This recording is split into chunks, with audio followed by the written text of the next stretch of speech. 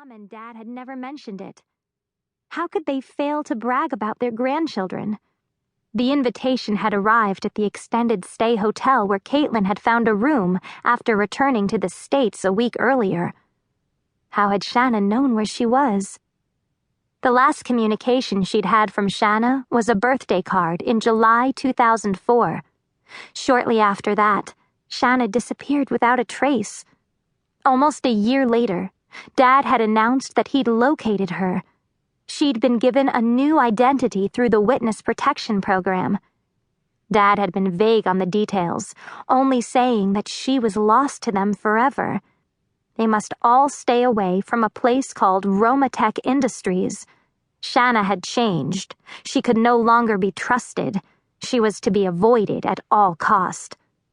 She's still my sister. Caitlin had to know the truth. She climbed out of the car with her handbag and gift for Constantine.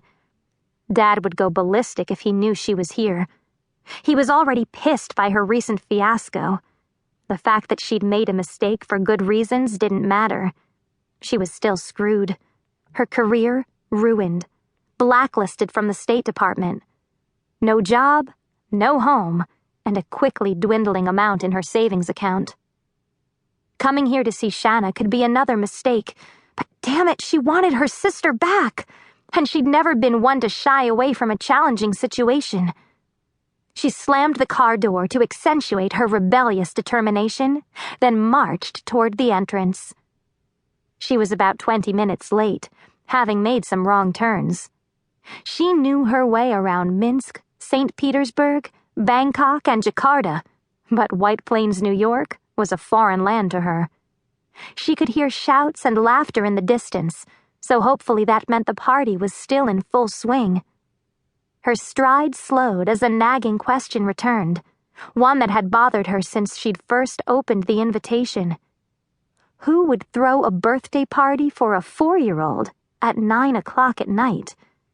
Granted, she didn't have any experience with raising children, but still, didn't kids usually go to bed about that time? She paused mid-step when the front door swung open. A column of light spilled out, framing the dark silhouette of a huge man. "Miss Whalen?" His voice was deep and gravelly.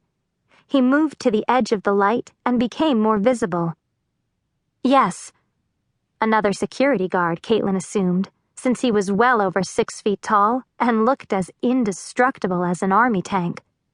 He was dressed in the same khaki pants and navy polo shirt as the man at the front gate. "How do you do? I'm Howard Barr." He motioned to the open door. "Come in." "I hope I'm not too late." Caitlin stepped into a wide foyer and glanced around. Potted plants, nice artwork on the walls, a gleaming marble floor, and no Shanna. No one there at all.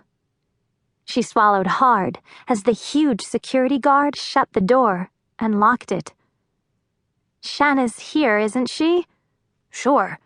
The party's in the cafeteria. I'll take you there in just a minute." Howard gave her an apologetic look as he stepped behind a table. "I have to check your bags first. Standard procedure, nothing personal." "I understand." Caitlin placed her bags on the table. "Is there still a problem with people bombing Romatech?"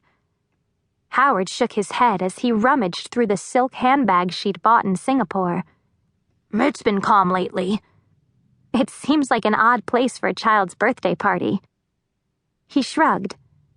"Shanna set up a nursery next to her office, so the little ones spend a lot of time here." "Oh." Shanna had an office in a scientific research facility? "I thought my sister was a dentist." "She is. She has a dental office here." Howard slid her red silk handbag to her with a puzzled look. "You didn't know that?" "No, I've been out of the country and out of touch. I didn't know she had children or that she was even married until I received the invitation to this party. Her husband is Roman Dragonesny?" "Yes." Howard frowned as he plunged his large, beefy hands into the gift bag.